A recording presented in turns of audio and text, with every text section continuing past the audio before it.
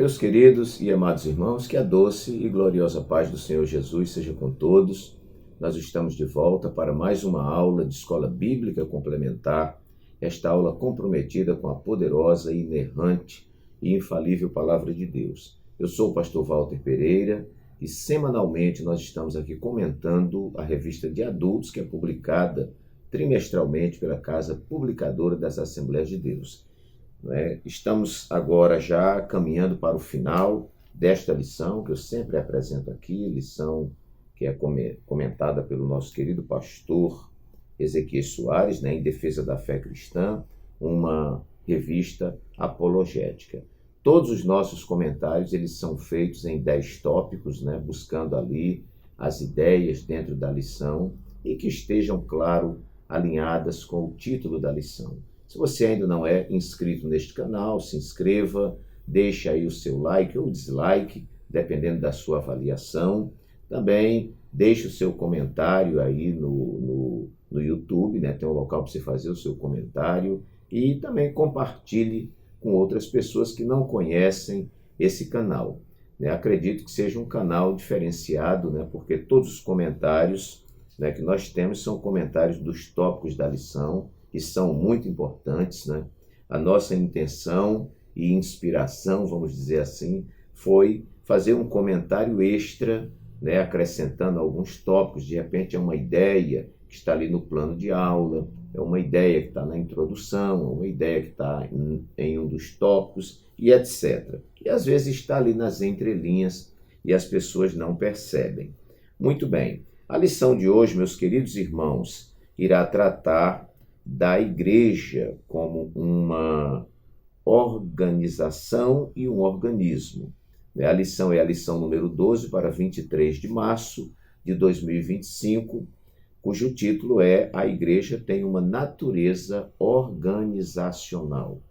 Então, meus amados, nós temos que admitir, já aprendemos esta lição, que a igreja, enquanto organismo, ela não pode anular a sua parte como organização. E ela, como organização, não pode abolir, extinguir, eliminar a igreja como organismo.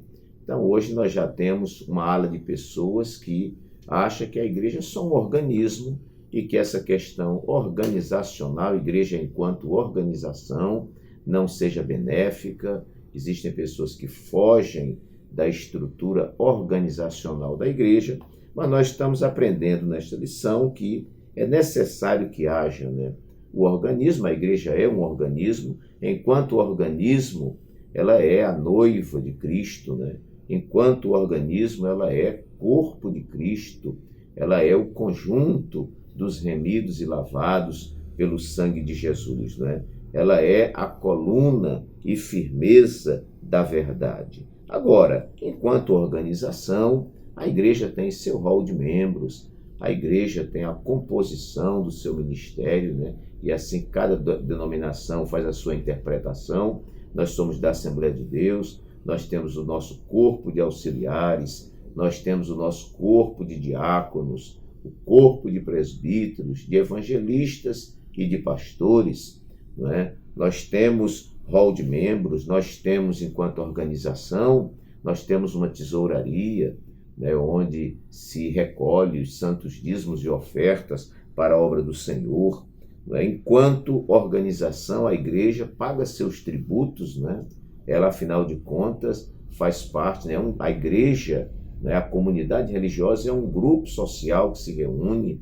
Então, meus amados, nós temos a igreja organismo, esta igreja invisível, esta igreja que não é palpável, e nós temos a igreja organização, que é algo físico, material. A igreja, ela tem CNPJ, ela precisa estar submetida às leis do país. Então, é esta discussão que nós vamos tratar nesta lição.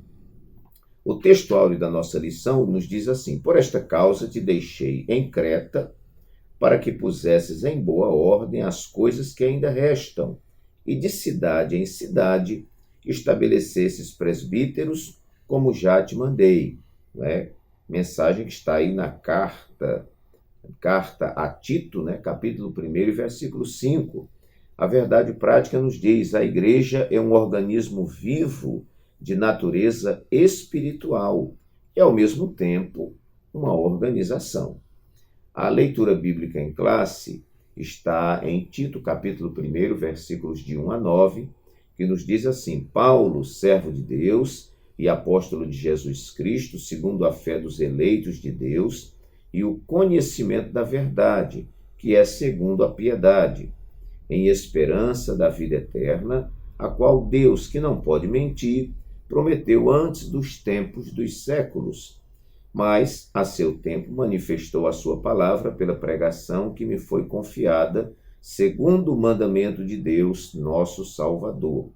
A Tito, meu verdadeiro filho, segundo a fé comum, graça, misericórdia e paz da parte de Deus Pai e da do Senhor Jesus Cristo, nosso Salvador. Por esta causa, diz Paulo, te deixei em Creta para que pusesses em boa ordem as coisas que ainda restam e de cidade em cidade estabelecesses presbíteros como já te mandei. Aquele que for irrepreensível, marido de uma mulher, que tenha filhos fiéis, que não possam ser acusados de dissolução, nem são desobedientes, porque convém que o bispo seja irrepreensível, como despenseiro da casa de Deus, não soberbo, nem iracundo, nem dado ao vinho, nem espancador, nem cobiçoso de torpe ganância, mas dado à hospitalidade, amigo do bem, moderado, justo, santo, temperante, retendo firme a fiel palavra, que é conforme a doutrina, para que seja poderoso tanto para admoestar com a sã doutrina, como para convencer os contradizentes. Muito bem, nossa lição aqui ela tem uma introdução, onde vai dar uma visão panorâmica, visão geral da nossa lição. No primeiro tópico, o comentarista vai estar tratando sobre Tito e as igrejas na ilha de Creta. No nosso segundo tópico, nosso comentarista fala sobre a institucionalidade bíblica da igreja. E o terceiro tópico, a questão atual. E, por fim, então, uma conclusão. Como eu falei, meus amados, o nosso canal é denominado de Escola Bíblica Complementar. E a gente aqui fornece para os irmãos 10 tópicos que você pode inserir na sua aula, sempre tem uma ideia nova que vai ajudar a sua aula. Muito bem. O primeiro tópico que eu anotei aqui foi que esta igreja tem natureza organizacional para ordenar as demandas da igreja. Então, meus queridos, a igreja sendo um organismo, como nós falamos, um organismo espiritual, ela também é uma organização. E esta organização, essa natureza organizacional, visa ordenar as demandas da igreja. A palavra de ordem aqui é ordem, Então, a igreja precisa de ordem, precisa de disciplina. Você está lidando com várias cabeças. Cada cabeça, como dizia um professor de filosofia que eu tinha, ele dizia: cada cabeça é um mundo, e é um mundo de problemas. Então, na igreja, você precisa disciplinar, você precisa reconciliar, você precisa levar essas pessoas, discipular essas pessoas e levar ao batismo, que é um ato público, de testemunho de que a pessoa morreu em Cristo Jesus e ressuscitou em Cristo Jesus. Nós precisamos celebrar a nossa Santa Ceia, tem o ritual do culto, Nós temos o horário para começar o culto, o horário para terminar o culto, Nós temos a tesouraria da igreja, a secretaria, que relaciona esses membros, Nós precisamos saber quem são as nossas ovelhas, A igreja paga conta de água, paga conta de luz, Enfim, irmãos, uma série de coisas. E, meus queridos, essa natureza organizacional visa ordenar. A casa de Deus não pode ser uma bagunça, Quando Jesus chegou e viu aquele monte de gente vendendo pomba, trocando dinheiro no templo, negociando dentro do templo, ele fez um azorrague de corda, expulsou, virou as bancas, e ele disse: não, a casa do meu pai será chamada casa de oração, e vocês têm a feito de covil de salteadores, covil de ladrões. E Jesus derrubou tudo. Jesus estava colocando ordem na casa, uma ordem física, não é? Ali tinham pessoas físicas, tinha ovelhas que iam ser oferecidas, pombas, rolinha e etc., né? Cordeiros, né? E, meus queridos, Jesus estava colocando em ordem. Nenhuma obra indisciplinada, nenhuma obra desorganizada chega a lugar nenhum. Não é? Então, essa natureza organizal da igreja visa ordenar as demandas da igreja. O nosso texto áureo vai dizer que Paulo estava deixando Tito em Creta para que ele colocasse em boa ordem as coisas que ainda restavam. Aqui nós aprendemos que Paulo não conseguiu fazer tudo, como nenhum pastor consegue fazer tudo. A gente substitui um pastor e a gente dá continuidade ao trabalho daquele companheiro. Nós não podemos desmerecer. Ninguém vai para algum lugar para não fazer nada, né? Ele faz alguma coisa. Pode ser que a sua contribuição seja pequena, seja singela, mas eu tenho certeza que ele foi fazer o que eu não poderia fazer. Agora eu vou para sucedê-lo e dar continuidade a esse trabalho. Então, Paulo não fez tudo, mandou Timóteo para que ele desse continuidade a esse trabalho e colocasse em ordem as coisas que ainda restam, né? Nós trabalhamos aqui com a igreja e estamos sempre dando orientações à igreja para que nós tenhamos um culto com ordem, né? Irmãos, olhem, não cheguem sempre atrasados no culto, né? Chegue no horário do culto, né? Chegando no culto, nós temos um ritual: dobre o joelho, ore. Nós temos um ritual: cante os hinos da harpa. Os nossos cultos têm o momento do ofertório. Isso faz parte da organização. E nós ofertamos, os departamentos cantam. Existe um tempo mínimo para a palavra, né? Que para mim deve ser de 40 minutos no mínimo, né? 40 minutos a 1 hora para a palavra, né? O culto tem a bênção apostólica. Então, meus queridos, e às vezes essas coisas fogem, não é, da organização, foge dos bons costumes, não é, da nossa tradição, e a gente tem que estar o tempo inteiro puxando, organizando. Olha, irmão, você chega na igreja, o departamento está cantando, né? É falta de educação e é desordem. Você entrar no departamento, enquanto o departamento está cantando, fica lá sentadinho do lado, quando terminar de cantar, que os irmãos sentarem, você entra, não é? Então, nós temos falado muito isso, né? O regente está na frente do departamento. Os irmãos que estão cantando no departamento não podem ficar de olho fechado. Não é? Às vezes os irmãos estão ali sentindo, né, alegria, aquela coisa. Fecha o olho, né? E o regente fica lá na frente balançando o braço como um boneco. Não é? Não, ele está na frente balançando lá o braço para dar o ritmo ao hino. Então, o irmão tem que cantar de olho aberto, olhando para ele. São coisas, irmãos, que ordenam, que organizam o nosso culto, né? Muito bem. Então, em primeiro lugar, natureza organizacional, nós estamos falando de organização para ordenar, pôr em ordem as demandas da igreja. O auxílio bibliológico, o número 1, vai dizer assim, preste atenção: Paulo exige ordem na igreja e um viver correto em uma ilha conhecida pela preguiça, glutonaria, mentira e maldade. Os cristãos devem ser autodisciplinados, eles colocarem a disciplina em si mesmos, como indivíduos, e devem ser ordeiros como pessoas que formam um corpo, a igreja.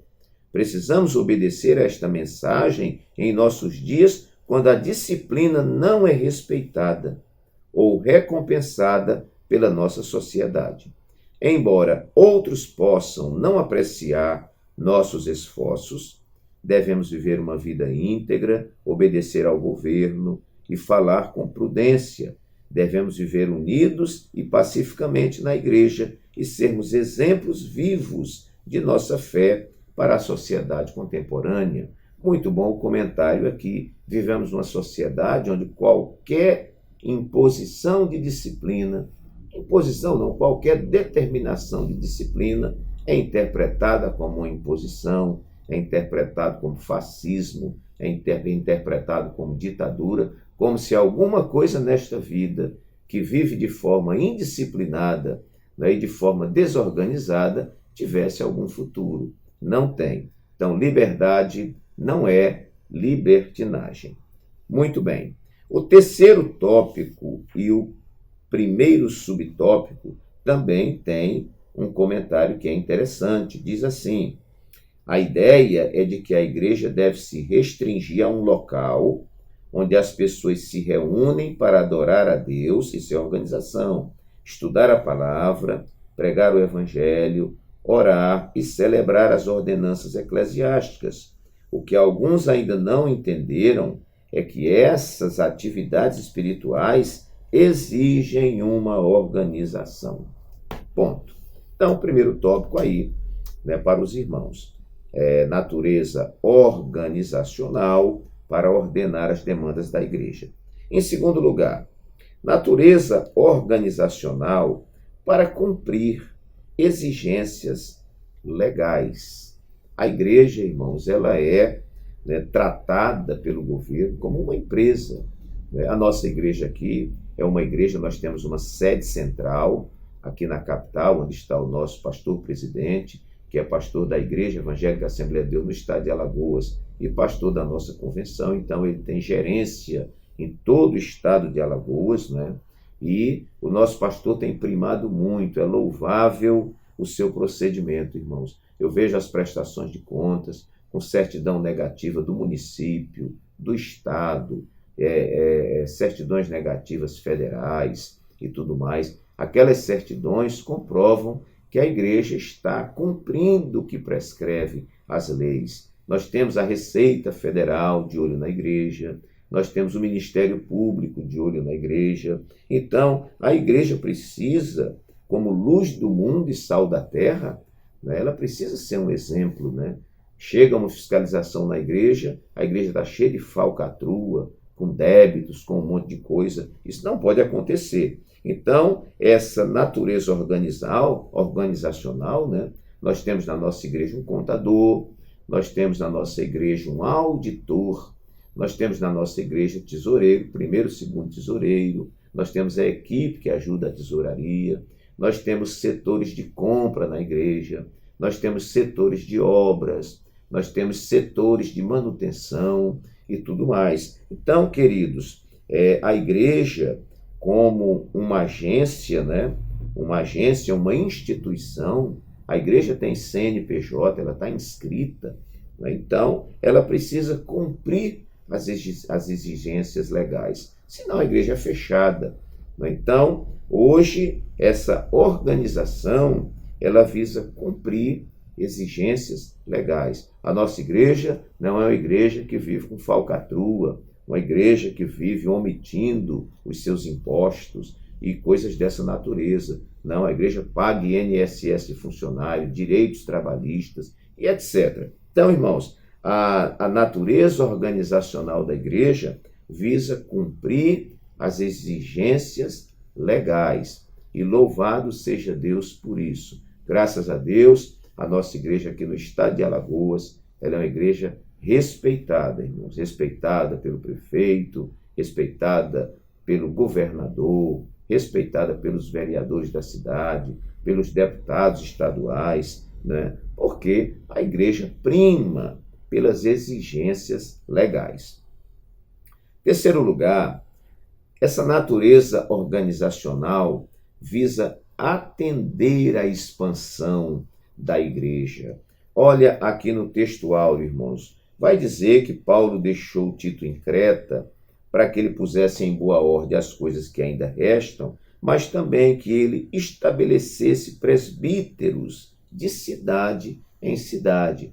O que é que Paulo está dizendo? É que o trabalho está crescendo, não é? Abrir um trabalho em uma determinada cidade, tem que estabelecer uma liderança ali, isso é organização, abre em outro lugar. Nós vemos que na primeira viagem missionária de Paulo, ele vai evangelizando, plantando igrejas, inaugurando igrejas, e depois ele faz o percurso de volta, colocando lideranças nesta igreja, porque ele não poderia estar em todas essas igrejas. Então, ele coloca as lideranças. Aqui na capital, nós estamos aí com, eu acredito, né, eu não tenho agora a conta exata, eram 206 igrejas, não sei se já aumentou alguma coisa, mas vamos caminhando aí, digamos que para 210 igrejas, né? De vez em quando, nosso pastor está construindo uma nova igreja aqui num bairro, né? E aí tem que colocar uma liderança para cuidar. Essa natureza organizacional diz respeito também a esse crescimento, a esta expansão da igreja. A igreja não pode crescer desorganizadamente, né? Ela tem que ter uma organização no estabelecimento de lideranças, não é?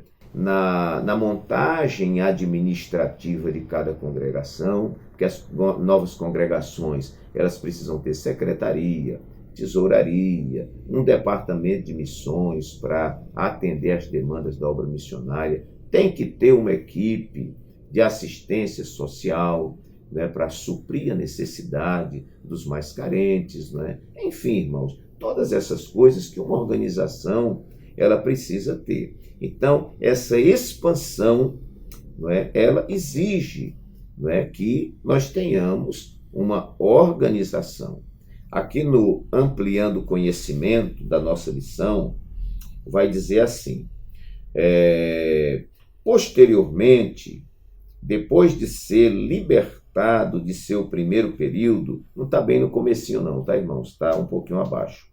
Posteriormente, depois de ser libertado de seu primeiro período de aprisionamento em Roma, Paulo voltou a Creta com Tito e trabalhou durante um breve período em seu ministério ali.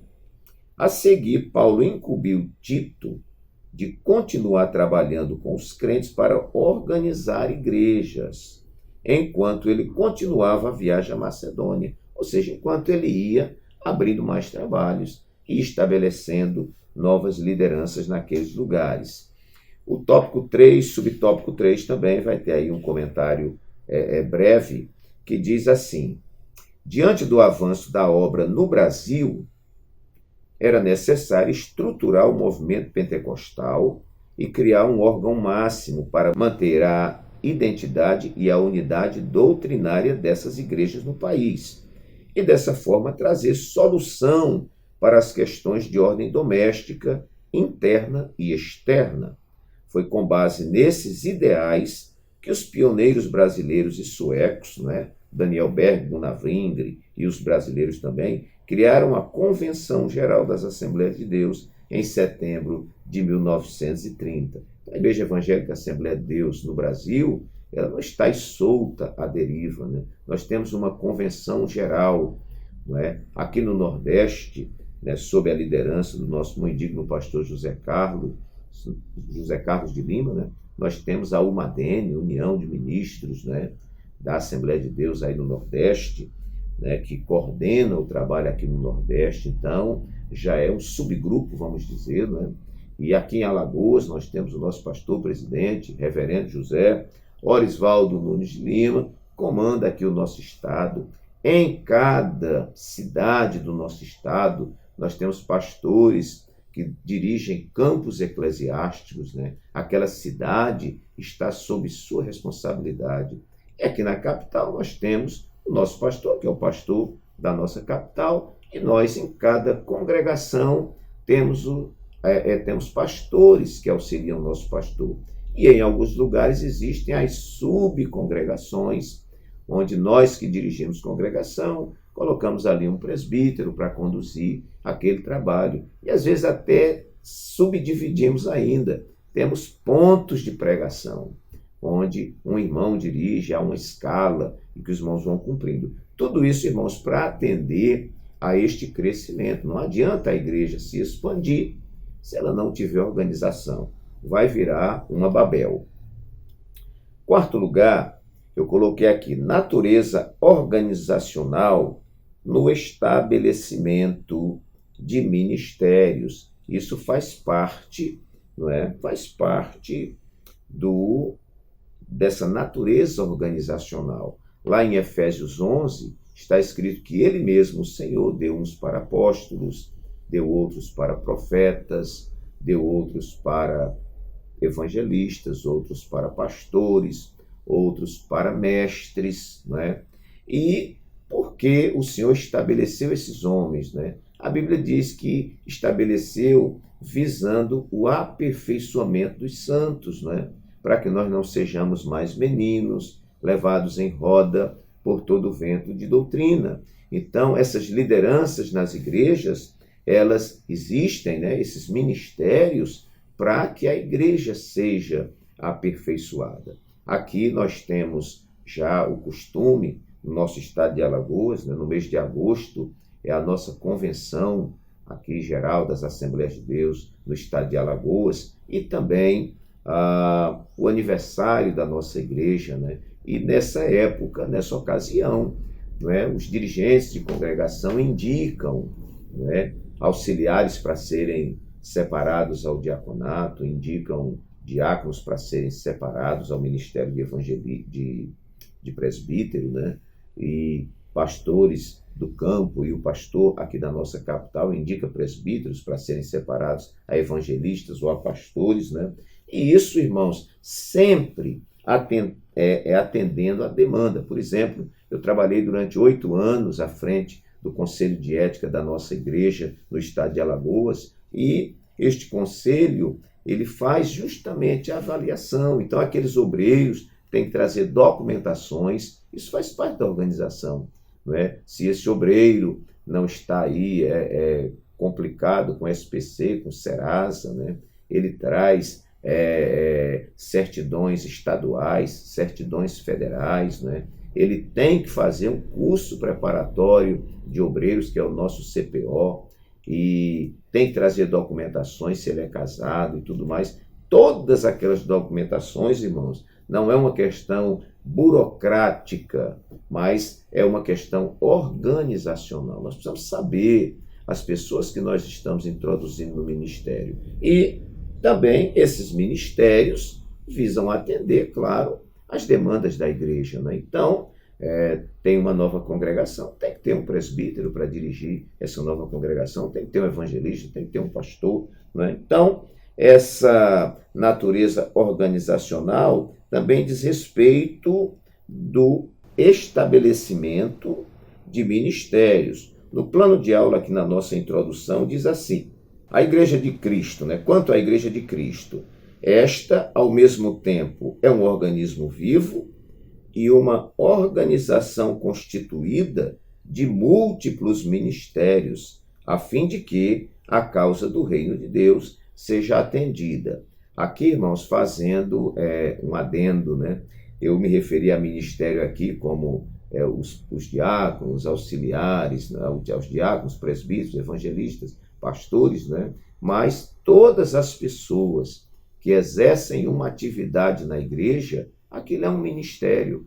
Às vezes o ministério é de dirigente de círculo de oração para uma senhora, né? Às vezes o ministério é a irmã coordenar as senhoras do departamento, né? Às vezes o ministério é o irmão ser o regente do coral. Às vezes o ministério é tocar na orquestra. Então, todas as pessoas que exercem um trabalho na obra de Deus são ministros, são pessoas que exercem um serviço, e isso é ministério. Deus não chama todo mundo para pastor, todo mundo para evangelista, todo mundo para presbítero, todo mundo para diácono. Não, irmãos, não falta trabalho na casa de Deus. Para quem quer trabalhar de verdade, sempre tem trabalho, né? Então, os ministérios estão aí. E esses ministérios têm que ser coordenados, né? E bem ordenados para que não haja bagunça também. Quinto lugar, a natureza organizacional que reflete o organismo vivo. Isso aqui é um comentário à parte. Nós somos um organismo vivo, né? Igreja, eu falei, corpo de Cristo, mas isso é uma coisa invisível, né? A igreja, coluna e firmeza da verdade, isso é abstrato, né? A igreja como coluna e firmeza da verdade, né? Igreja como ovelhas de Cristo, né? Igreja como a noiva de Cristo, como corpo de Cristo. Enfim, essas denominações fazem parte, né, do organismo vivo, igreja remida e lavada pelo sangue de Jesus, onde nós apresentamos, né, aos olhos, né, visíveis, né, que a igreja é um organismo vivo, que a igreja é corpo de Cristo, com as nossas atitudes que são expressas materialmente, fisicamente. Então, meus queridos, eu acredito que quando nós vemos uma igreja organizada, isso diz respeito a uma igreja que tem um princípio espiritual, não é? Quando Salomão diz assim, guarda o teu pé quando entrares na casa do Senhor. Ora, essas pessoas que já fazem parte do organismo vivo, igreja universal, igreja invisível e tudo mais, ela agora, com a sua organização, ela reflete isto, né? É por isso que Jesus disse, vós sois a luz do mundo. Ele está falando para quem? Ele está falando para os seus discípulos, está falando para a igreja. Vós sois o sal da terra.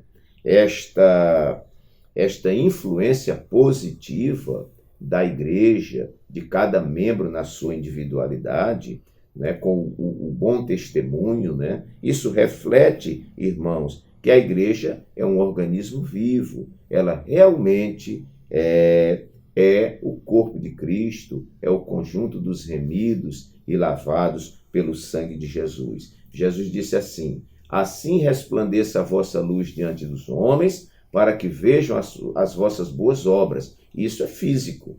Para que vejam as vossas boas obras e glorifiquem o vosso Pai que está nos céus. É aquele antigo conceito. A igreja, né, os crentes não são salvos pelas obras, mas eles são salvos para as boas obras, obras que o Senhor preparou desde a eternidade para que andássemos nela. Então, natureza organizacional que reflete a igreja como um organismo vivo, como povo de Deus. Sexto lugar, eu coloquei natureza organizacional gerando concílios doutrinários, né? Os concílios, né, são reuniões das lideranças, das grandes lideranças da igreja, para discutir assuntos doutrinários, né? Então, houve aí diversos concílios ao longo da história da igreja, né, para definir determinadas doutrinas, né? Concílio de Calcedônia, Concílio de Éfeso, né? E outros concílios aí, Concílio de Niceia e tal. Tantos concílios. Esses concílios visavam o quê? Visavam estabelecer doutrinas. Ora, a igreja, não é? A igreja organismo vivo, não é? A igreja, enquanto comunidades religiosas, né? Elas precisavam definir doutrinas, né? Hoje nós temos aqui a Convenção Geral das Assembleias de Deus. Vamos ter agora uma reunião em abril. Muitas vezes essas reuniões, irmãos, é para definir alguma coisa. Nós temos o nosso credo das Assembleias de Deus no Brasil, que diz naquilo que a gente crê. Então você só pode pertencer à Assembleia de Deus se você lê aquele credo e você concordar com aquilo. Alguém diz, não existe o Pai, o Filho e o Espírito Santo, só existe um Deus. Né? Essa pessoa é unicista, ela não pode estar pertencendo às Assembleias de Deus. A pessoa não concorda com dízimos, não concorda com oferta. Você tem que procurar uma igreja que não trabalhe nem com dízimo, nem com oferta. Não, nós não concordamos que a igreja tem que ter pastor, que a igreja tem que ter liderança, né? Todo mundo é igual na igreja e tal. Você tem que procurar um lugar que não tenha pastor. Então, meus irmãos, você só pode estar na denominação que você está, seja Assembleia de Deus ou qualquer outra, se você comungar do credo daquela igreja. Não adianta você ficar dentro da denominação, dando cabeçada, brigando com um, brigando com o outro, ensinando na escola dominical coisas contrárias à doutrina da igreja, né? Então, em tempos, né, aí da igreja, ao longo da história, foram necessários concílios, reunião das grandes lideranças, dos mestres da igreja, para estabelecer sua doutrina, né? Então, esses concílios doutrinários fazem parte, não do organismo, mas fazem parte da organização da igreja. Nossa igreja aqui, né, ela tem os conselhos, conselho de ética, conselho fiscal da igreja, e nós temos aqui comissões, nós temos comissão de doutrina, temos comissão de apologética. Então, vai havendo aí uma distorção, alguma coisa, esse grupo se reúne para trazer a igreja para a centralidade da sua doutrina. Senão nós nos perdemos, principalmente em um mundo hoje complexo como nós vivemos, um mundo integrado, né? O mundo é uma aldeia global, né? Isso já se diz há muito tempo, né?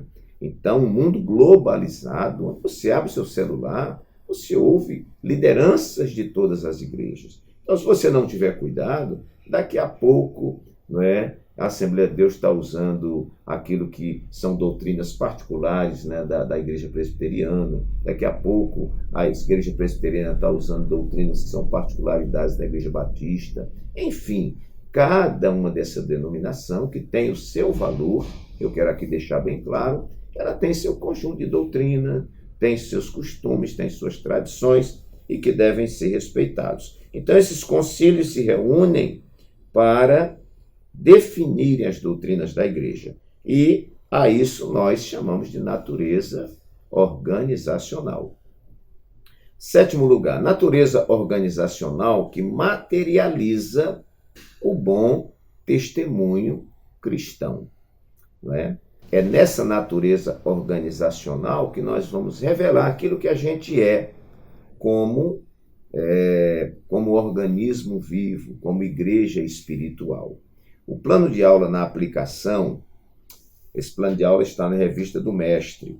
Ele vai dizer assim, plano de aula na parte de aplicação, diz assim: organismo e organização não são excludentes, ou seja, o fato de ser organização não exclui o organismo, e o fato de ser organismo não exclui a organização. Então, organismo e organização não são excludentes em si. Como membros da Igreja de Cristo, devemos ter o equilíbrio bíblico de ser uma igreja orgânica e viva, de modo que a sua organização, olha aqui, honre a Bíblia e a natureza do reino de Deus. Uma igreja organizada honra a Deus. Uma igreja organizada dá bom testemunho ao mundo. Imagine nossa administração, né, os membros sendo presos, né, misericórdia, né, por causa de irregularidades, né, irmãos? Que coisa triste. Isso não pode acontecer. Também aqui na parte motivacional, na parte motivação do plano de aula do mestre, diz assim: a igreja é uma instituição divina, criada por Deus e edificada por Cristo para ser um testemunho vivo do reino de Deus dentro deste mundo. Por isso, essa instituição torna-se tanto orgânica quanto organizacional. Sua origem não é deste mundo, mas sua atuação se encontra exatamente neste mundo. Nós somos cidadãos do céu e cidadãos da terra. Explicado então, irmãos. Oitavo ponto, eu coloquei natureza organizacional no estabelecimento ou na organização dos cultos. Eu já comentei aqui alguma coisa. Os nossos cultos não podem ser uma desordem. Os nossos cultos têm uma liturgia. Alguém pode dizer: ah, pastor, por que essa rigidez da liturgia? Por que é que tem que ter isso primeiro, isso depois, isso tal? Porque faz parte da organização.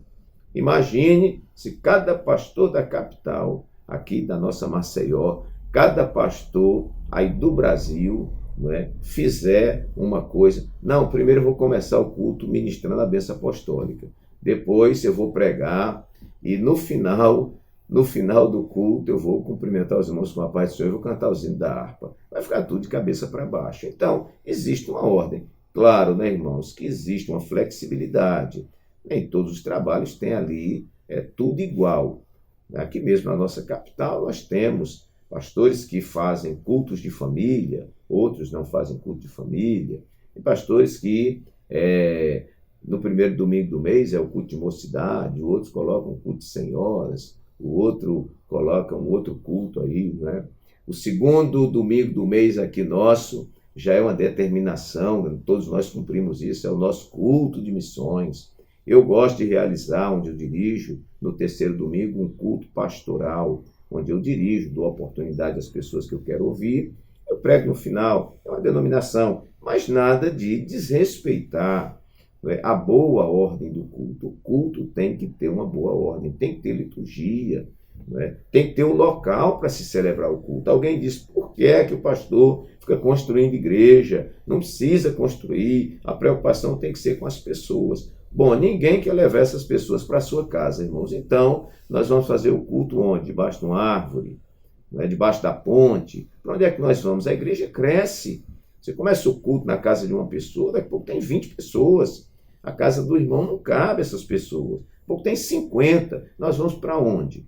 Agora, essas pessoas que reclamam, irmãos, eles não fazem um culto na casa deles, que é para não sujar o tapete, que é para não sujar o sofá. Então é só conversa fiada. A igreja precisa ter seus templos para se reunir, E ali, casa de Deus. Aqui nós inauguramos e consagramos o templo. Ali é o local onde a gente vai para orar, vai para realizar os trabalhos. Lá tem uma estrutura para receber tudo isso. Então, a igreja tem que ter templo. Ah, mas nos dias de Jesus não tinha. Você tem que entender cada contexto, Nos dias de Jesus não era possível, mas se fosse possível, que maravilha, que tivesse um local para os irmãos se reunirem.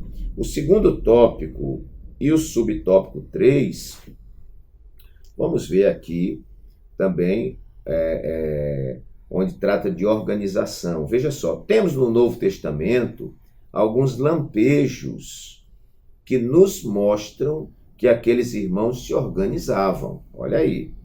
Seguem alguns exemplos a favor da organização eclesiástica. Havia local e horário e ordem no culto. 1 Coríntios 14, 26 e 40. Havia reunião de ministério para consagração de presbíteros, segundo o contexto da época de uma igreja emergente. Também foram realizados concílios, Hoje nós temos convenção para tratar de assuntos doutrinários, Eles dispunham de serviços sociais. Havia na igreja de Corinto o que hoje chamaríamos de comissão de ética ou conselho de ética, E também tesouraria. Havia carta de recomendação. O que é isso? Organização. Muito bem, então, no estabelecimento dos cultos, nós precisamos de organização. E por isso a igreja tem uma natureza organizacional.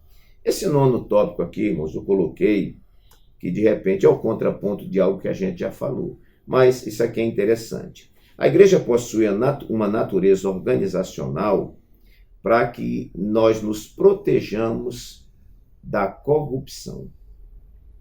Veja bem, às vezes existe o pecado do obreiro, O obreiro, muitas vezes, vamos colocar aqui, rouba numa tesouraria, por exemplo, e outras questões aí de ordem de corrupção.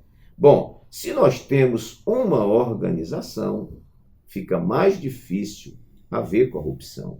Então, os nossos trabalhos são trabalhos conferidos. A gente recolhe as ofertas da igreja, nós não podemos jogar esse dinheiro no colo do tesoureiro e todo mundo sair da tesouraria.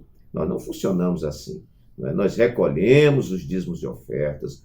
Quem recolheu primeiro aguarda na entrada da tesouraria, os outros que recolheram se juntam com ele, entram juntos na tesouraria, colocam lá o dinheiro na mesa junto com o tesoureiro e todos aqueles, ou pelo menos 2 ou 3 daqueles que recolheram, permanecem na tesouraria para conferir o dinheiro. Outra coisa muito interessante, não é o irmão ficar assinando talão sem ter contado o dinheiro. O irmão contou as notas de 10, eu contei as de 20, o outro contou as de 50, nós fomos falando para o tesoureiro, ele vai digitando na calculadora, depois ele diz quanto foi, lança no talão e todo mundo assina. Não é assim que funciona, não é?